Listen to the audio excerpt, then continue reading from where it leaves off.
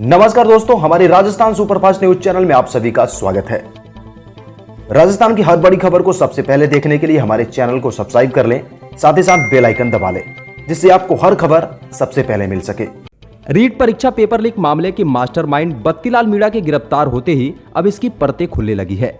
SOG की पूछताछ में बत्तीलाल ने मुंह खोला तो दूसरे किरदारों पर भी शिकंजा कसने लगा है। बत्तीलाल की निशानदेही पर पुलिस ने पेपर लीक करने वाले 3 और आरोपियों को उत्तर प्रदेश के आगरा से गिरफ्तार किया है। पूछताछ में यह भी सामने आया है कि इस पूरी गड़बड़ी के तार जालोर, बाड़मेर में सक्रिय नकल कराने और पेपर लीक कराने वाली कुख्यात गैंग से जुड़े हैं। सोमवार को पकड़े गए आरोपियों में से एक ने कबूला है कि उसने पेपर जालौर बाड़मेर की नकल कराने वाली गैंग से 40 लाख रुपए में खरीदा था। बाद में 12-12 लाख रुपए लेकर 18 अभ्यर्थियों को बांटा था। भारत पाकिस्तान सीमा पर बसे सरहदी बाड़मेर जिले में राजस्थान पुलिस एक बार फिर दागदार हुई है। यहां पुलिस के एक कांस्टेबल ने दलित महिला के घर में घुसकर रेप की वारदात को अंजाम दिया है। पीड़िता के चिल्लाने पर परिवार के अन्य सदस्य जाग गए। उन्होंने कांस्टेबल को मौके पर ही धर दबोचा और उसकी जमकर पिटाई भी कर डाली। इससे आरोपी कांस्टेबल घायल हो गया। उसे जिला मुख्यालय पर सरकारी अस्पताल में भर्ती कराया गया है। वहां पर उसका इलाज जारी है। पीड़िता ने कांस्टेबल के खिलाफ रिपोर्ट दी है और मामले की जांच उप अधीक्षक आनंद सिंह को सौंपी गई है। राजस्थान के जयपुर जिले में एक बार फिर रिश्तों को शर्मसार करने वाली घटना सामने आई है।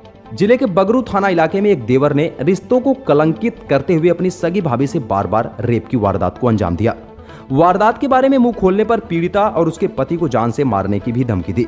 डर के मारे पीड़िता सब कुछ सहन करती रही। अंततः उसका धैर्य जवाब दे गया तो उसने अब अपने पति को आपबीती सुनाई। उसके बाद पति और पत्नी दोनों ने पुलिस की शरण ली है। पुलिस ने पीड़िता की रिपोर्ट पर मामला दर्ज कर लिया है और पूरे मामले की जांच में जुट चुकी है।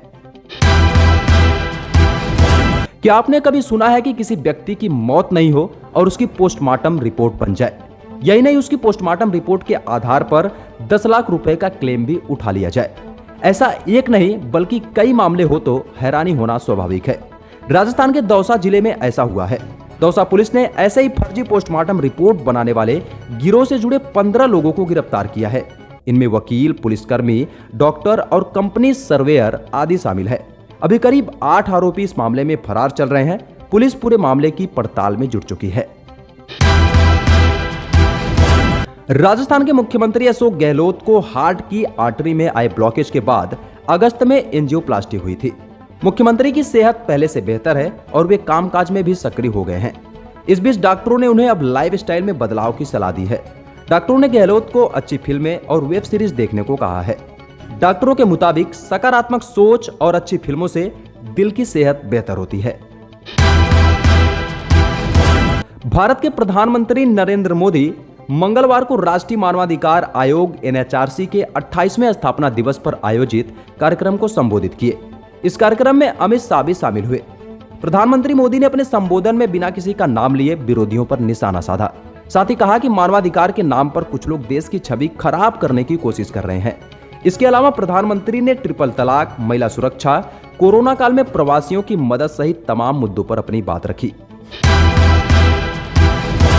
शिक्षा तथा सूचना एवं प्रसारण मंत्रालय के पूर्व सचिव अमित खरे को प्रधानमंत्री नरेंद्र मोदी का सलाहकार नियुक्त किया गया है। कैबिनेट की नियुक्ति समिति ने उनकी नियुक्ति को मंजूरी दे दी है। उनकी नियुक्ति का आदेश मंगलवार को जारी किया गया। वह अगले 2 साल या फिर अगले आदेश तक इस पद पर बने रहेंगे।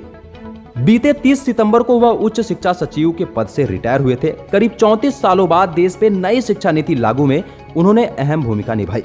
इसके अलावा इंटरनेट मीडिया को लेकर नियम तय करने में भी उनका योगदान रहा। अपने सभी पड़ोसियों को धमकाने में जुटे चीन के निशाने पर अब भारत है। हाल के हफ्तों में चीन ने जापान, ऑस्ट्रेलिया, ताइवान के साथ और ज्यादा तनाव बढ़ा लिया है। चीन के राष्ट्रपति शी चिनफिंग ने हाल ही में कहा है कि ताइवान का चीन में एकीकरण अनिवार्य है, जबकि सेनकाकू द्वीप को लेकर जापान के साथ विवाद और बढ़ता दिख रहा है। यह भी देखने में आ रहा है कि ऑस्ट्रेलिया के साथ चीन का ट्रेड विवाद भी दिनों दिन गहरा रहा है। लेकिन रविवार को कोर कमांडर स्तर की वार्ता में भारतीय पक्षकारों ने जिस तरह से चीनी पक्षकारों को वार्ता की मेज पर चित्त किया, उससे वहां खलबली मची है।